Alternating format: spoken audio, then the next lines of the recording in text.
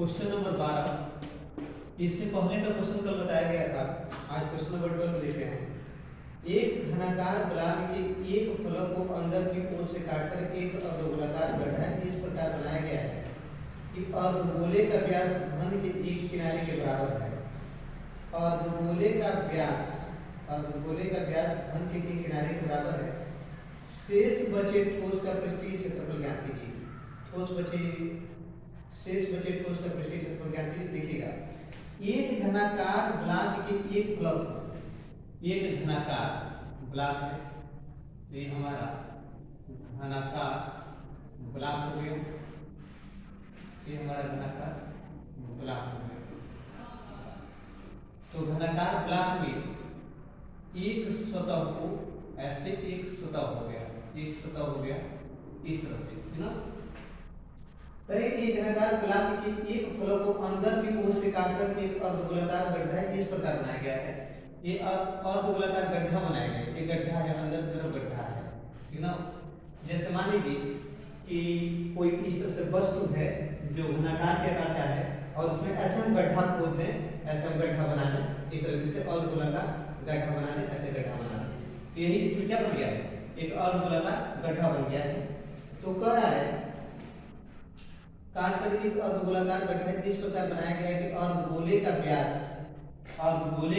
मतलब अर्धगोले का जो व्यास है d, यह जो d है, d अर्धगोले का व्यास, अर्धगोलाकार गड्ढा इस प्रकार बनाया गया है कि अर्धगोले का व्यास घन के किनारे के बराबर है। और घन का किनारा अगर ये माने, घन का किनारा क्या माने, ये मान लें, अगर हम ये मान लें घन के किनारा, तो इसका जो व्यास है घन के किनारे के बराबर है, घन के किनारे के बराबर। शेष बचे ठोस का पृष्ठीय क्षेत्रफल ज्ञात कीजिए। तो शेष बचे ठोस का पृष्ठीय क्षेत्रफल हमें बताना है। तो चलिए बताते हैं। शेष बचे ठोस का पृष्ठीय क्षेत्रफल बराबर पृष्ठीय क्षेत्रफल बराबर। हम क्या करें कि जो इसके 6 सतह होते हैं, तो घन का कुल पृष्ठीय क्षेत्रफल, तो घन का कुल पृष्ठीय क्षेत्रफल लिखना चाहें तो 6a² लिख देंगे, 6a² और प्लस, ध्यान दीजिए ये जो वृत्ताकार भाग है इसकी एक फलक पर ऐसे वृत्ताकार था, तो क्या बन गया ना, तो यह वृत्ताकार गड्ढा खोदकर नीचे तरफ से गड्ढा खोदा गया है।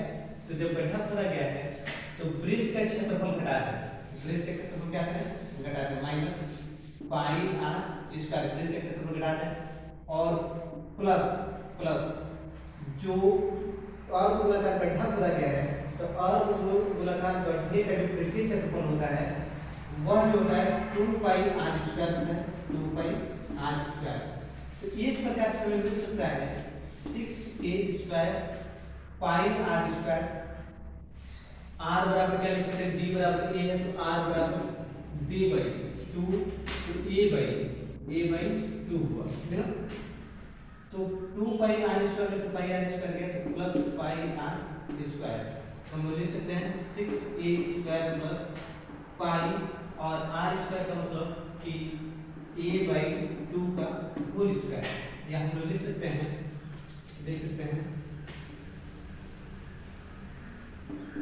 6a² plus πa²/4।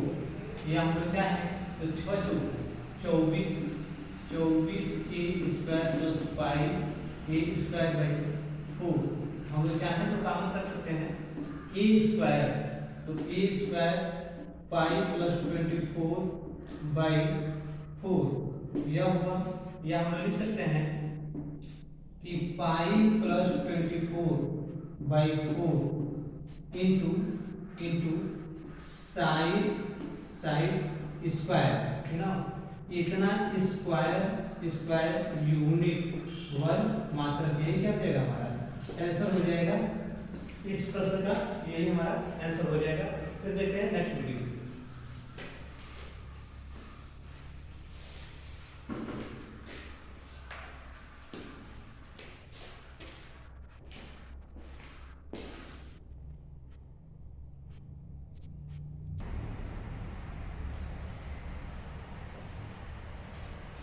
चलिए ध्यान देते हैं क्वेश्चन नंबर 13 पर।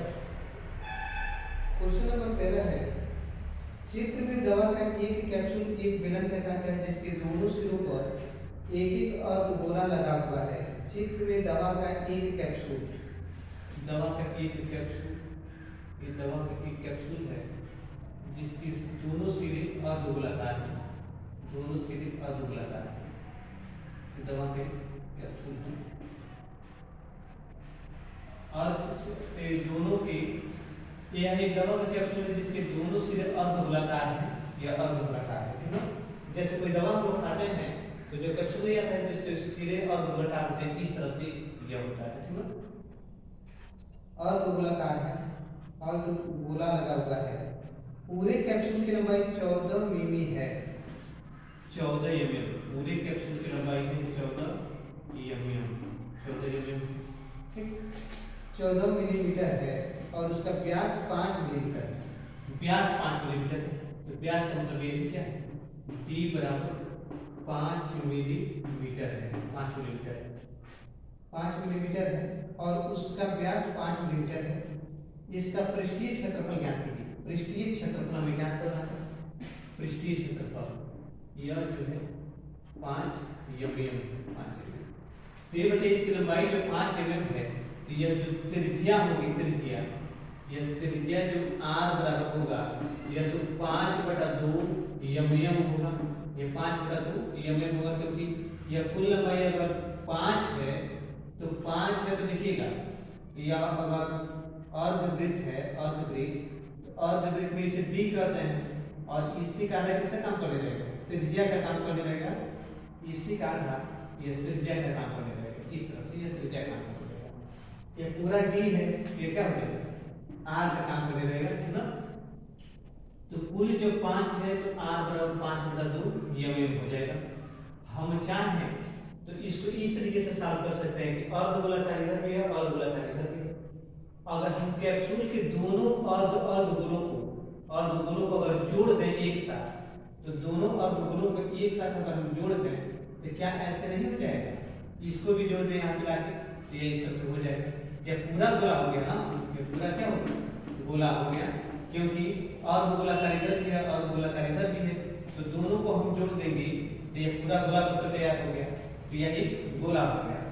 और यह जो है बीच की जो आकृति बची हुई है, जो बीच की आकृति जो बची हुई है यह जो है बेलन हो गया।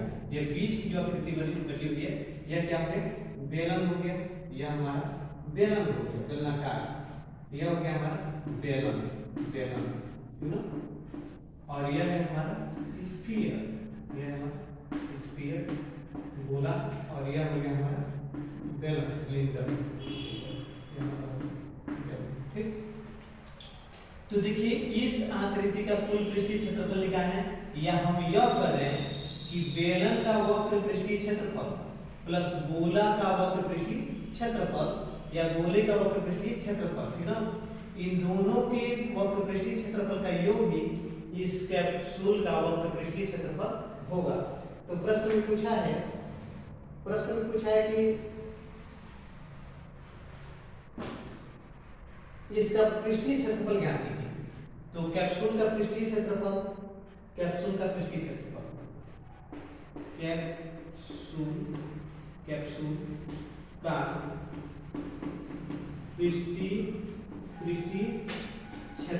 पृष्ठीय क्षेत्रफल बराबर हम लोग क्या लिख सकते हैं, पृष्ठीय क्षेत्रफल बराबर इधर भी अर्धगोला है, इधर भी अर्धगोला है, तो अर्धगोला अर्धगोला जुड़ेंगे तो पूरा गोला हो गया। तो गोले का पृष्ठीय क्षेत्रफल, गोले का पृष्ठीय क्षेत्रफल प्लस गोले का पृष्ठीय क्षेत्रफल प्लस बेलन का पृष्ठीय क्षेत्रफल, बेलन का वक्र पृष्ठीय क्षेत्रफल, वक्र पृष्ठीय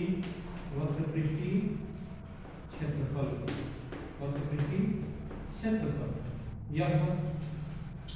तो हम लिख सकते हैं कैप्सूल का पृष्ठीय क्षेत्रफल बराबर गोले का पृष्ठीय क्षेत्रफल प्लस बेलन का वक्र पृष्ठीय क्षेत्रफल। गोले का पृष्ठीय क्षेत्रफल हम जानते हैं 4 पाई आर स्क्वायर प्लस बेलन का वक्र पृष्ठीय क्षेत्रफल। तो बेलन का वक्र पृष्ठीय क्षेत्रफल होता है 2 पाई आर एच, 2 पाई आर एच। हम देख रहे हैं कि दोनों की त्रिज्या सेम है और पाई पाई है, तो हम लोग कॉमन कर सकते हैं 2 पाई आर कॉमन कर लेते हैं। यहाँ से मिलेगा 2 पाई आर कॉमन करेंगे तो 2 और आर मिलेगा, 2 आर मिलेगा यहाँ से, 2 पाई आर कॉमन हुआ तो हमें मिला यहाँ से यस मिल गया। अब हम वैल्यू करके लिख सकते हैं कि 2 पाई का मान 22/7, आर का मान है हमारे पास त्रिज्या तो 5/2 है, आर का मान है 5/2, 5/2 ये हमारा आर का मान है 5/2, आर का मान है 5/2, आर का मान 5/2, 2 आर का मान है हमारे पास फिर 5/2 5/2 प्लस एच का मतलब इस कैप्सूल की लंबाई। तो कैप्सूल की लंबाई कितनी होगी? तो देखिएगा 2.5 इधर छोड़कर इधर 2.5 छोड़ेंगे, इधर 2.5 छोड़ेंगे, तो मात्र यह लंबाई कितना हो जाएगा? 2.5 मतलब 5 छोड़ देना है, तो 9 में से 5 गया, तो 9 में से 14 में से 5 गया, तो 14 में से 5 घटाएंगे तो कितना मिलेगा? 9 मिलेगा। 14 में से 5 घटाएंगे तो 9 मिलेगा, तो 9 होगा। अब हम लोग लिख सकते हैं 2 इंटू 2 से 2 कट गया, 22/7 लिख सकते हैं, 22/7 गुणे 5 और 2 से 2 कट गया तो 9 1 10 14, यह हमारा 14 हुआ। लिख सकते हैं 7 गुना 14, यह भी कट गया तो 22 गुणे 5 गुणे 2, 5 गुना 10 तो 220 और यम में है ना तो स्क्वायर यूनिट होता है मिलीमीटर स्क्वायर, ऐसे लिख सकते हैं या फिर ऐसे लिख सकते हैं 220 स्क्वायर यम है ना। यही हमारा क्या हो जाएगा? आंसर हो जाएगा कैप्सूल का पृष्ठीय क्षेत्रफल। तो लिख सकते हैं कैप्सूल का कुल पृष्ठीय क्षेत्रफल बराबर पृष्ठीय क्षेत्रफल बराबर 220 स्क्वायर यूनिट है ना। नहीं यहाँ पे ऐसे लिखना चाहते हैं, यहाँ पे लिख दीजिए स्क्वायर यूनिट, ये क्या हो जाएगा?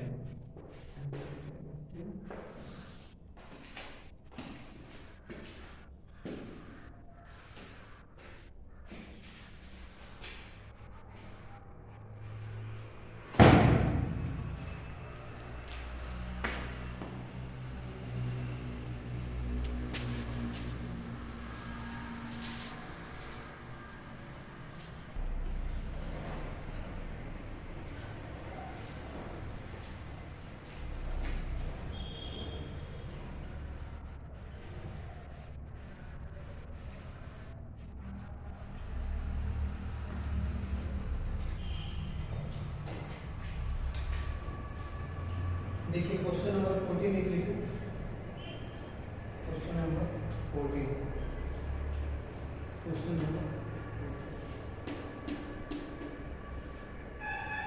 ऊंचाई 2.4 सेंटीमीटर और व्यास 1.4 सेंटीमीटर वाली एक ठोस, ऊंचाई 2.4 सेंटीमीटर और व्यास 1.4 सेंटीमीटर वाली एक ठोस बेलन, एक ठोस बेलन बनाना है, एक ठोस बेलन, एक ठोस बेलन ऊंचाई 2.4 सेंटीमीटर, ये जो ऊंचाई है, ऊंचाई h बराबर 2.4 सेंटीमीटर, 2.4 सेंटीमीटर और व्यास 1.4 सेंटीमीटर। ये जो व्यास है, ये जो व्यास d है वह है 1.4 सेंटीमीटर, 1.4 सेंटीमीटर। h बराबर 2.4 सेंटीमीटर और व्यास बराबर 1.4 सेंटीमीटर, यह हो गया वाले एक ठोस बेलन में से इसी ऊंचाई और इसी व्यास वाला एक शंक्वाकार कोन कैविटी काट लिया जाता है। शंक्वाकार कोन तो शंकुआकार खोल का मतलब शंकु के आकार का खून काट लिया जाता है। तो इसी में से जब काटेंगे तो ऐसे एक शंकुआकार खून काट लिया जाता है, ऐसे शंकुआकार खून काट लिया जाता है इस शंकु के आकार का। तो शंकु की भी ऊंचाई यही है और इसका भी व्यास यही है, शंकु के लिए भी यही व्यास और यही ऊंचाई है, काट लिया जाता है। शेष ठोस का निकटतम वर्ग सेंटीमीटर तक, शेष बचे ठोस का निकटतम वर्ग सेंटीमीटर तक पृष्ठीय क्षेत्रफल ज्ञात कीजिए। हमें पृष्ठीय क्षेत्रफल ज्ञात करना है, तो लिखते हैं पृष्ठीय क्षेत्रफल बराबर पृष्ठीय क्षेत्रफल। हम क्या सोच सकते हैं कि हमारे पास दो तरह का सतह बचेगा, देखिए कैसे, यह है और फिर हमारा यह ठोस है और इस तरह से इसको हम काट लिया है, शंकु काट लिया है, ये हमारा इस तरह से है। देखिए एक तो नीचे से सतह मिलेगा हमें वृत्ताकार, एक नीचे से सतह मिलेगा हमें वृत्ताकार, इस वृत्त का क्षेत्रफल। और जब बेलन है, जब हमारे पास बेलन है, जैसे मान लीजिए कि हम ऐसे कर सकते हैं कि हमारे पास ये बेलन है, ऐसे ठोस बेलन है, ऐसा हमारे पास ठोस बेलन है, तो ऐसे इस तरह से बंद है और ये ठोस बेलन है। तो जब हम शंकुआकार खून काटेंगे तो इधर से तो ये ढका रहेगा, लेकिन इधर से हम क्या करेंगे, शंकुआकार खून काटेंगे, इसको काटते जाएंगे, गढ़ा करते जाएंगे और शंकु में काटता है, इसमें से काट कर बाहर निकालेंगे, शंकु में काट कर बाहर निकालेंगे। तो शंकु का काट कर बाहर निकालेंगे तो इसका देखिए बचेगा कैसे, इसका बचेगा कैसे, जैसे मान लीजिए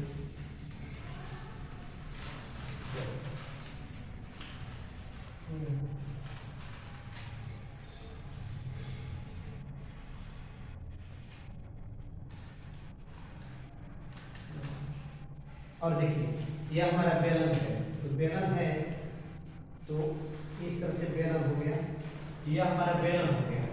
अब बेलन में से कैसे काटना है, शंकुआकार काटना है ना, तो देखिए ये शंकुआकार में काट के देखिए, ये हमारे पास शंकुआकार कट गया, देखिए बेलन में से शंकुआकार कट गया इस तरह से। एक बेलन है तो बेलन का वक्र पृष्ठीय क्षेत्रफल और यह शंकु का वक्र पृष्ठीय क्षेत्रफल मिलेगा, तो शंकु का वक्र पृष्ठीय क्षेत्रफल, और इधर से तो हमारा वृत्ताकार ढका ही रहेगा, तो हम लिख सकते हैं वृत्त का क्षेत्रफल प्लस बेलन का वक्र पृष्ठीय क्षेत्रफल प्लस शंकु का पृष्ठीय क्षेत्रफल वक्र पृष्ठीय क्षेत्रफल, तो हमें संपूर्ण पृष्ठीय क्षेत्रफल मिल जाएगा। तो लिख सकते हैं पृष्ठीय क्षेत्रफल बराबर वृत्त का क्षेत्रफल, वृत्त का क्षेत्रफल कहाँ है कि पृष्ठीय क्षेत्रफल और वृत्त का क्षेत्रफल प्लस वृत्त का क्षेत्रफल प्लस लिख सकते हैं बेलन का वक्र पृष्ठीय क्षेत्रफल, वक्र पृष्ठीय क्षेत्रफल प्लस शंकु का वक्र पृष्ठीय क्षेत्रफल, वक्र पृष्ठीय क्षेत्रफल। तो क्या होगा, वृत्त के क्षेत्रफल का फार्मूला हम जानते हैं, d बराबर 1.4 दिया है, तो r बराबर लिख सकते हैं कि a 1.4/2, तो क्या लिख सकते हैं r बराबर 0.7 सेंटीमीटर, ठीक है। तो इस तरह से हम लिखना चाहें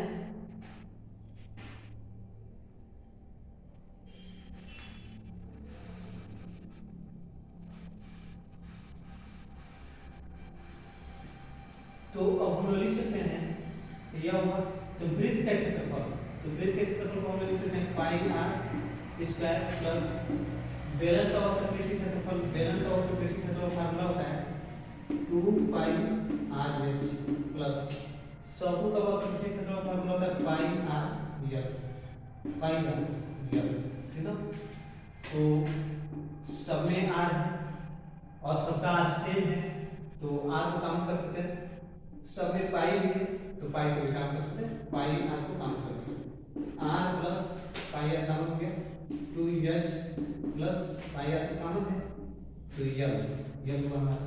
अब यल कैसे निकलेगा, यल कैसे ऊंचाई है, यल क्या है, यल h है, यह हमारा आर है और यह यल है, तो यल बराबर तो क्या है, यल बराबर कर्णी में h square plus r square, तो एच स्क्वायर मतलब 2.4, तो यल बराबर कर्णी में 2.4 का whole square plus r square मतलब 0.7 का होल स्क्वायर, 0.7 का होल स्क्वायर, तो यल बराबर लिख सकते हैं 0.7 के बाद 0.049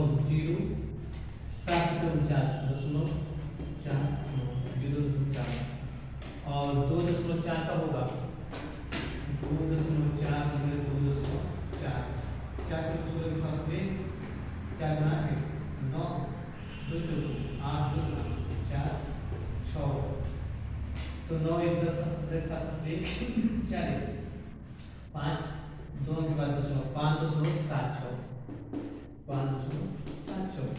जोड़ेंगे तो ये बराबर हो जाएगा 9 1 10 5 15 5 इसलिए 7 10 11 12 इसलिए 7 10 11 12 इसलिए 5 6.25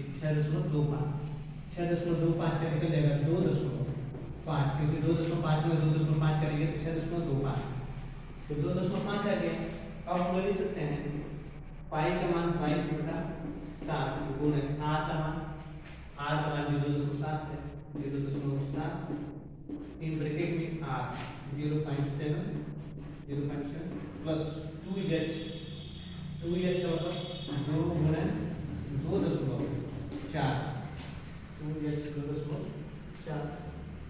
फिर लिख सकते हैं 2.4, तो ये और यल का मान हमारे पास हो जाएगा,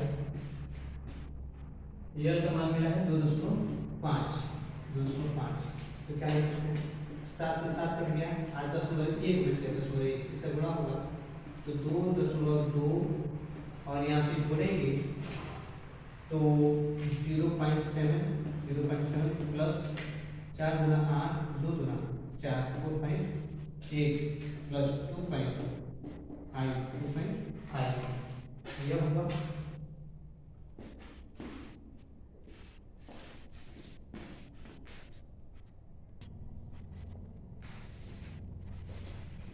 तो इस प्रकार हम लिख सकते हैं कि 2.2 है, तो यहाँ से क्या है तो लिख सकते हैं 2.2 गुणे इसको जोड़ दें तो हो सकता है 0.7 4.8 और 2.5, तो 7 से 14 15 7 से 14 15 15 20 कितना 2 4 6 2 8 8.0, तो देख सकते हैं 2.2 गुणे 8.0 तो हो जाएगा, गुणा करेंगे तो 8 गुना 16 188 8 17 तो यह 0 से कोई मतलब है नहीं, दशमलव था तो उसे छोड़ दीजिए, तो 17.6 सेंटीमीटर स्क्वायर या एक 5 से अधिक है, तो 5 से अधिक है जिसे हम लोग लिख सकते हैं 18 सेंटीमीटर स्क्वायर लगभग, और ये हमारा क्या हो जाएगा आंसर हो जाएगा, ठीक है। शीर्ष बजट ठोस का पृष्ठीय क्षेत्रफल 18 सेंटीमीटर स्क्वायर लगभग हो जाएगा, ठीक है, यही है।